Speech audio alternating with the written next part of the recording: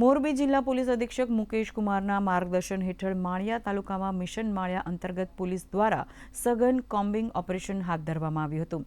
આ ઓપરેશન દરમિયાન મોટી સંખ્યામાં ઘાતક હથિયારો ઝડપાતા જિલ્લા પોલીસ એલર્ટ મોડ પર આવી ગઈ છે। એસઓજી, એલસીબી અને બોમ્બ સ્ક્વોડ સહિતના વિશાળ પોલીસ કાફલા દ્વારા ગોપનીય રીતે હાથ ધરાયેલી આ કાર્યવાહીથી ગુનેગારોમાં ફફડાટ વ્યાપી ગયો છે। જિલ્લા પોલીસ અધિક્ષક મુકેશ કુમારે સ્પષ્ટ કર્યું છે કે માળિયા બાદ હવે મોરબી શહેર અને अन्य तालुकाओं पण आ प्रकारे मेगा कोम्बिंग ऑपरेशन चालू राखवामां आवशे। आ मेगा कोम्बिंग दरमियान अमने आप जोवो छो ए प्रमाणे एक पेरोल जम्पनो आरोपी, बे नास्ता फरता आरोपी, लगभग 36 जेटला व्हीकलनो अमे डिटेन कर्या छे। 11,500 जेटलो स्थळदंड करेलो छे।